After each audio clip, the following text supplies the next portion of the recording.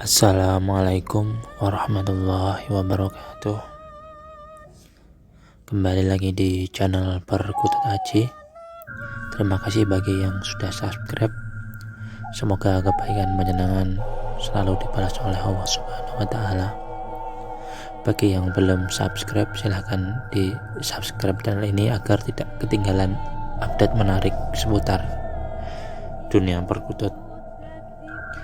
Pada kesempatan kali ini saya akan membagikan sebuah kisah mistis dan misteri tentang perkutut lokal alam. Diyakini atau tidak, percaya atau tidak, burung perkutut lokal menyimpan misteri. Memang kita tidak semua bisa merasakannya atau bisa mengalami. Tetapi misteri perkutut lokal itu nyata adanya. Kisah ini diceritakan oleh seorang kawan saya yang tidak sengaja waktu itu bertemu saya pada acara lomba kacolan perkutut. Di teman saya ini adalah orang yang hobi memikat perkutut.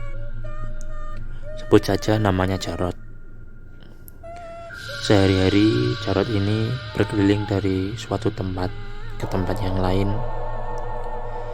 dari makam satu ke makam yang lain, dari punden satu ke punden yang lain, untuk memikat perkutut. Memang hobi memikat perkutut sudah menjadi berkah tersendiri bagi Jarot. Karena memikat perkutut sudah menjadi mata pencaharian utama Jarot. Sedikit bercerita bahwa Jarot ini dulu adalah bekerja sebagai kuli bangunan.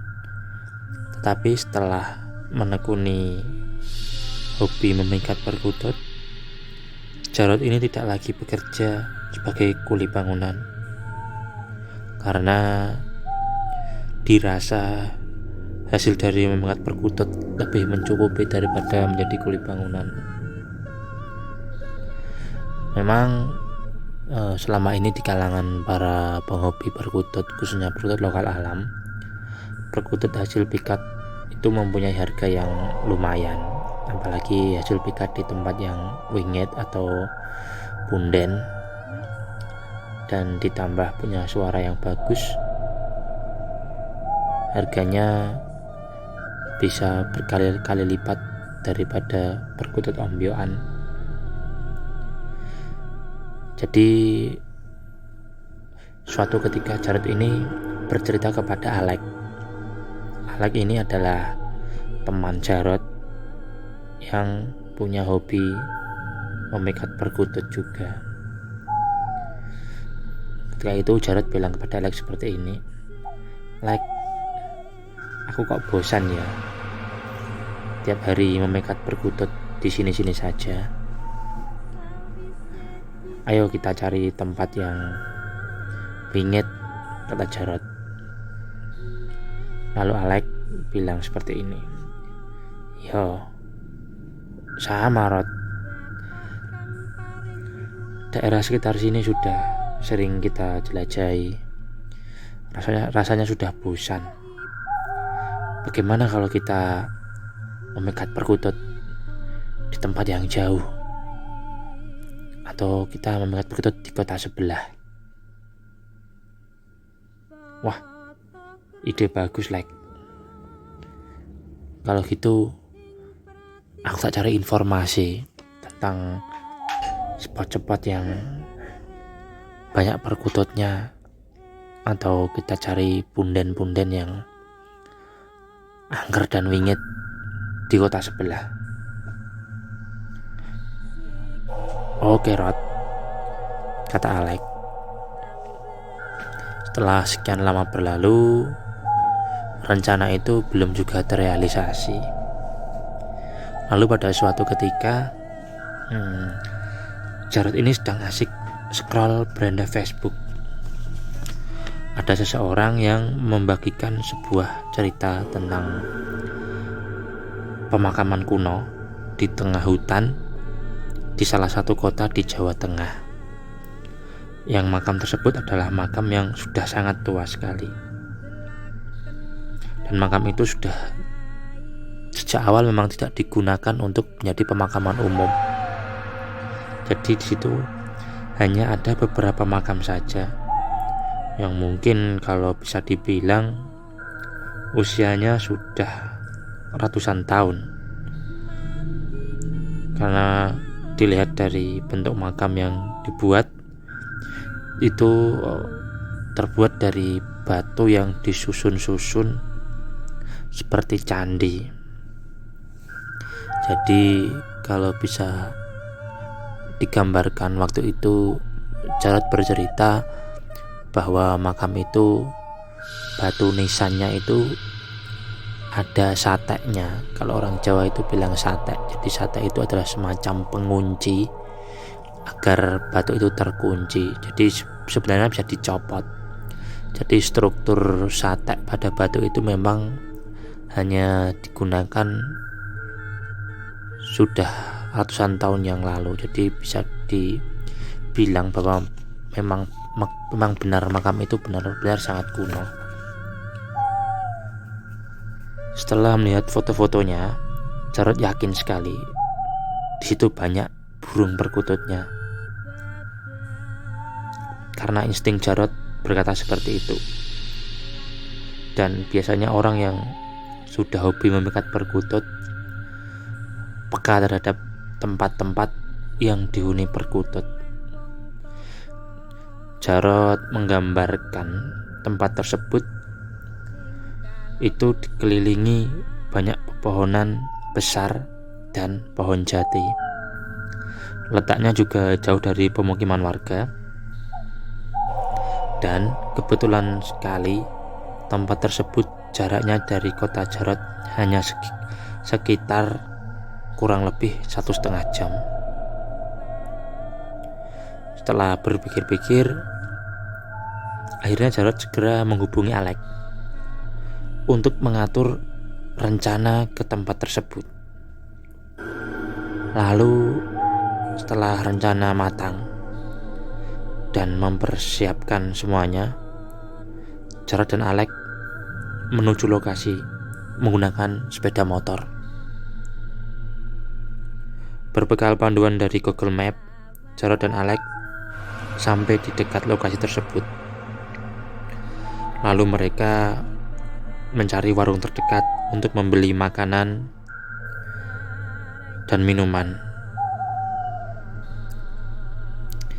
Sesampainya di warung tersebut, Jarot bertanya kepada pemilik warung tersebut tentang letak pastinya makam tersebut. Jarot lalu bertanya kepada ibu penjaga warung tersebut, "Bu, mau tanya, makam kuno itu lewatnya sebelah mana ya?" tanya Jarot. Lalu ibu warung menjawab, "Lewatnya sawah seberang jalan, Mas. Jalan lurus saja, ikuti galengan. Lalu nanti di kiri jalan ada jalan naik, ikuti saja sampai atas. Nanti kelihatan pohon besar. Nah, makamnya di sekitaran situ." "Loh, sampean ini mau ngapain ke sana?" tanya ibu warung tersebut. "Saya mau mencari burung perkutut, Bu. Saya mau jebak burung perkutut di sana untuk kelangenan saya." "Oh gitu ya, Mas. Ya sudah, motornya titip sini saja. Karena motor tidak bisa sampai sana, Mas. Kalau sampai sana harus jalan kaki, nggak bisa pakai motor." "Oh gitu ya, Bu. Baik, Bu, terima kasih," kata Jarot. Setelah menyiapkan logistik dan alat-alat, Jarot dan Alek bergegas jalan ke makam tersebut. Ternyata di luar dugaan, jarak menuju makam tersebut cukup jauh. Kalau jalan kaki sekitar 20 menit, kata Jarod. Lalu setelah sampai, Jarod dan Alex segera berziarah dulu, meminta izin dan berdoa supaya mereka dilancarkan dan bisa pulang membawa perkutut untuk dijadikan kelangenan. Waktu itu jam sudah menunjukkan jam 1 siang. Lalu Jarod dan Alex mempersiapkan pikat dan berpencar mencari spot sesuai insting masing-masing. Setelah pikat terpasang, Jarod dan Alex mengobrol sambil menyulut rokok dan menyeduh kopi sembari mengawasi pikat mereka. Lex, si Kliwon kok belum narik juga ya. Biasanya setelah tak naikkan langsung gayer, padahal ini rame loh, banyak suara perkutut di sini. Iya Rod, si Bagong juga masih diem-diem saja. Apa mungkin karena kita tadi perjalanan jauh ya, jadi dia agak kurang bersemangat. Ya mungkin saja, kata Jarod. Setelah menunggu kurang lebih 1 jam, tetapi kedua pikat Jarod dan Alex itu masih belum menunjukkan performa terbaiknya. Setelah menunggu, tak terasa waktu sudah jam 3 sore. Adzan asar berkumandang, tetapi masih juga Jarod dan Alex belum mendapatkan poin seekor perkutut. Tetapi mereka masih sabar. Jarod bilang kepada Alex, "Lex, misal ini sampai jam 5 kita belum dapat, kita pulang saja." Kata Jarod, "Ya Rod, ternyata di sini susah juga perkututnya dipikat. Padahal dari tadi banyak sekali perkutut manggung di sana sini, tapi tidak ada satupun yang mau mendekat ke pikat kita." "Iya, aneh juga ya," kata Jarod. Setelah bosan menunggu, tak terasa waktu sudah menunjukkan pukul 5 sore. Lalu Jarod dan Alex bergegas untuk mengemasi alat-alat mereka. Karena sejak dari tadi mengobrol dan tidak memperhatikan pikat mereka, ternyata pikat Alex mendapatkan seekor burung perkutut. Lalu Alex bingung, "Lora, ternyata pikatku dapat 1. Kapan ya dapetnya yang no?" "Iya Lex, dari tadi kita perhatikan kok kayaknya gak ada burung mendekat, tapi kok punyamu dapat 1 ya," kata Jarod. "Iya Rod, aneh juga ya." "Ya wis gak apa-apa, kita bawa pulang saja. Kita cepat-cepat pulang karena perjalanan kita dari sini menuju ke parkiran lumayan jauh," kata Jarod. "Oke." Lalu mereka segera mengemasi alat-alat dan bergegas berjalan menuju parkiran sepeda motor. Setelah sampai di parkiran, akhirnya mereka mengambil sepeda motor dan berpamitan kepada ibu warung tersebut. Dalam perjalanan pulang, akhirnya mereka sampai rumah dengan selamat, lancar tanpa ada apapun di jalan. Nah, ketika akan berpisah ke rumah masing-masing, Alex merasa tidak enak kepada Jarod karena dia dapat 1 poin dan Jarod tidak dapat apa-apa. Akhirnya Alek memutuskan untuk memberikan perkutut hasil pikatnya itu kepada si Jarod, karena Alek ini merasa tidak enak.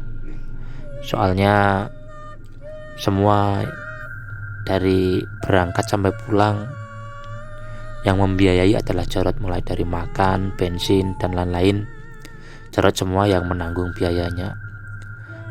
Akhirnya burung tersebut diberikan kepada Jarod. Dengan senang hati Jarod menerima. Lalu burung tersebut dimasukkan ke dalam sangkar, diberi makan dan diberi minum. Setelah itu sekitar pukul 7 atau habis isya, Jarod kembali keluar untuk melihat burung hasil pikatan si Alek di makam tersebut. Lalu iseng-iseng Jarod berbicara kepada perkutut tersebut, karena mungkin masih ada perasaan yang jengkel karena sudah jauh-jauh datang ke tempat tersebut, menghabiskan tenaga, waktu, biaya. Akhirnya Jarod bilang pada perkutut tersebut, Perkutut, kalau kamu memang ada kodamnya, tolong kau keluar temui aku. Lalu burung tersebut kembali ditaruh di belakang rumah. Memang sudah sejak lama menekuni hobi pikat, si Jarod ini belum pernah sekalipun mengalami hal-hal mistis. Padahal dia sering kali mikat di tempat-tempat yang angker, di pundan-pundan yang angker, tapi dia belum sekalipun mengalami hal-hal mistis.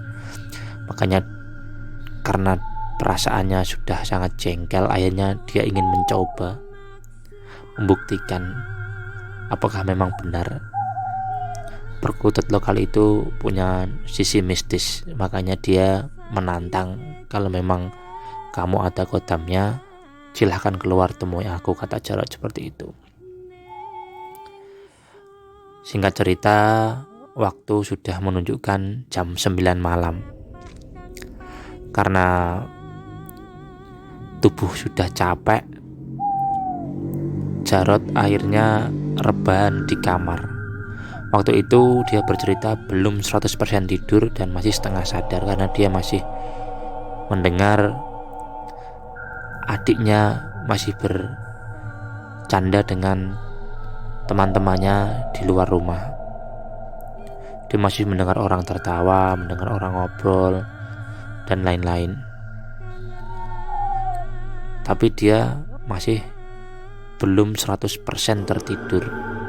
Dia masih sadar, masih bisa merasakan, dan matanya juga masih belum tertutup, masih setengah melek. Tiba-tiba kaki Jarod terasa ada angin yang sangat dingin berhembus. Jarod masih belum menghiraukan karena dikira itu adalah angin yang keluar dari sela-sela pintu. Tapi tiba-tiba angin itu semakin kencang, dan tiba-tiba membentuk sebuah bayangan putih, lalu memadat, dan bayangan tersebut mulai terlihat wujudnya. Jarod menggambarkan wujudnya itu seorang laki-laki. Dia berwajah pucat, putih, berambut panjang sampai pinggang, rambutnya itu putih bersih, memakai jubah putih dengan tangan, punya kuku, tapi kukunya itu panjang tapi bukan hitam, kukunya juga putih. Yang anehnya, tangan orang tersebut itu transparan. Jadi kalau digambarkan itu seperti orang yang tubuhnya transparan, hanya ada cahaya, dan urat dan ototnya itu terlihat jelas, seperti di dalam kaca dan mengeluarkan cahaya. Lalu makhluk misterius itu tiba-tiba mendekat dan menindih tubuh Jarod. Dengan suara mengerang, makhluk itu lalu bilang kepada Jarod, "Kowe mau sing nantang aku, nang?" kata makhluk itu. Jarod waktu itu tambah sadar, tetapi dia tidak bisa bergerak dan tidak bisa berbicara sedikit pun. Dia hanya bisa menatap makhluk tersebut dengan wajah yang pucat. Karena makhluk tersebut bilang, "Tadi kamu yang menantang aku." Jarod tidak berani bilang apa-apa. Lalu makhluk tersebut dengan cepat mencekik leher Jarod. Lalu makhluk tersebut bertanya lagi, "Kamu tadi yang menantang aku ya?" Jarod tetap diam, tidak bisa bergerak dan berbicara. Lalu tak terasa cekikan makhluk tersebut semakin kuat sehingga Jarod semakin sulit bernafas.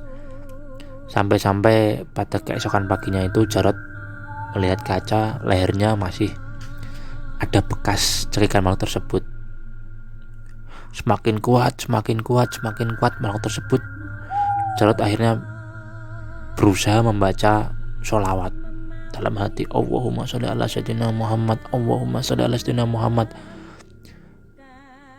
Lalu makhluk itu perlahan-lahan melepaskan cekikannya dan perlahan-lahan memudar seperti asap. Akhirnya Jarod benar-benar ketakutan, tubuhnya gemetaran dan masih belum bisa bicara. Sampai kurang lebih setengah jam tubuhnya masih kaku. Akhirnya setelah dia sudah sadar 100% dan bisa menggerakkan tubuhnya, dia keluar. Lalu dia mengambil air minum dan berwudu. Setelah itu Jarod kembali ke kamar dan masih belum bisa tidur sampai kurang lebih pukul 1:30 pagi. Mungkin karena saking capek dan ngantuknya, tiba-tiba Jarod tertidur. Singkat cerita, esok paginya Jarod masih belum percaya dengan apa yang terjadi semalam. Akhirnya Jarod pergi ke salah satu tetangganya yang bernama Pak Ali. Pak Ali ini adalah seorang sesepuh, juga seorang kiai. Lalu Jarod bilang kepada Pak Ali, "Pak, saya dapat perkutut, Pak, dikasih Alek kemarin. Waktu itu saya mikat dengan Alek di suatu tempat dan dapat perkutut. Panjenengan mau nggak, Pak, merawat perkutut tersebut?" Sebenarnya dari gelagat Jarod, Pak Ali sudah curiga. Lalu karena Pak Ali ini orangnya baik, lalu Pak Ali mengiyakan. "Oh ya wes, gak apa-apa Mas Jarod, sini aja perkututnya, coba saya rawat." Singkat cerita, perkutut tersebut dikasihkan kepada Pak Ali. Lalu Pak Ali pulang dengan membawa perkutut tersebut. Singkat cerita, pada malamnya ternyata Pak Ali juga didatangi makhluk tersebut. Makhluk yang sama yang mendatangi Jarod pada malam sebelumnya. Lalu pada keesokan harinya Pak Ali ini pergi menemui Jarod. "Wah Mas Jarod, tadi malam saya hampir dihajar sama yang nunggu perkutut ini." "Wah, masa iya Pak?" Jarod pura-pura bodoh. Lalu Pak Ali, "Iya Mas, katanya kamu nantang dia. Aku dikira ikut-ikutan bantuin kamu Mas." Lalu Jarod dengan santainya, "Maaf Pak Ali, saya cuma iseng-iseng saja, tapi ternyata malah beneran kejadian." "Ya Mas Jarod, ini tak kembalikan saja perkututnya daripada saya nanti jadi sasaran. Sebenarnya Pak Ali bukan takut, tetapi karena memang Jarod yang memulai, lalu burung itu dikembalikan kepada Jarod. Pak Ali berpesan kepada Mas Jarod, sampean minta maaf saja Mas Jarod, sebenarnya yang nunggu perkutut ini itu baik, auranya juga baik, ini bagus kalau ada kecocokan dengan Mas Jarod, dipelihara saja perkututnya, kata Pak Ali. Lalu Jarod masih bingung. Sebenarnya di sisi lain Jarod takut, tapi di sisi lain ini burung bagus, ini burung ini punya penunggu yang bagus juga. Tapi kembali lagi Jarod itu takut karena dia memang iseng-iseng menantang kodam tersebut. Lalu burung kembali dibawa pulang oleh Jarod, ditaruh di depan rumah, dan Jarod kembali berbicara kepada burung tersebut, "Mbah, maaf Mbah, kemarin itu saya cuma iseng-iseng saja, saya tidak bermaksud menantang Mbah atau gimana. Maaf ya Mbah kalau ada salah. Ini perkututnya bakal saya rawat dengan baik," kata Jarod. Akhirnya singkat cerita, Jarod ini masuk ke dalam rumah dan tertidur sampai sore. Waktu itu jam sudah menunjukkan jam 4 sore dan Jarod mau memberi makan perkutut tersebut. Lalu tiba-tiba tidak ada angin, tidak ada hujan. Waktu itu cuaca sudah juga sangat cerah, kata Jarod. Tiba-tiba ada angin kencang, tapi kencang hanya di sekitaran burung perkutut tersebut. Sampai-sampai kandang atau sangkar perkutut tersebut itu jatuh dan patah. Akhirnya burung tersebut keluar dan kabur. Lalu Jarod ke rumah Pak Ali lagi. "Pak, burungnya malah kabur Pak. Tadi tiba-tiba sore ada angin besar, sangkarnya jatuh dan patah, lalu burungnya kabur keluar." "Oh begitu ya Mas Jarod," kata Pak Ali. Ya memang mungkin belum cocok dengan Mas Jarod, makanya burung tersebut kabur. Tapi berdasarkan penglihatan saya, sebenarnya kodam tersebut itu kalau dari awal Mas Jarod nggak iseng-iseng menantang, itu sangat bagus loh Mas. Karena kalau dilihat memang energinya positif, auranya juga baik. Dan sayangnya ya emang itu, makanya kita harus dimanapun itu harus sopan, harus saling menghargai, kata Pak Ali. "Iya Pak, saya jadi nyesel Pak kalau gitu," kata Jarod. Dan singkat cerita, burung tersebut coba dipikat lagi oleh Jarod, tetapi tidak berhasil sampai sekarang. Itulah sebuah kisah misteri yang terjadi, kisah nyata yang dialami teman saya. Jadi hikmah yang kita ambil dari cerita tersebut adalah dimanapun, kapanpun, dengan siapapun, kita tidak boleh sombong atau arogan, karena kita di dunia ini hidup berdampingan dengan makhluk-makhluk yang tak kasat mata. Jadi jangan sekali-kali kita merasa lebih hebat atau ingin menantang siapapun. Sekian cerita misteri dari saya. Semoga bisa menghibur. Apabila ada salah kata, mohon dimaafkan. Wassalamualaikum warahmatullahi wabarakatuh.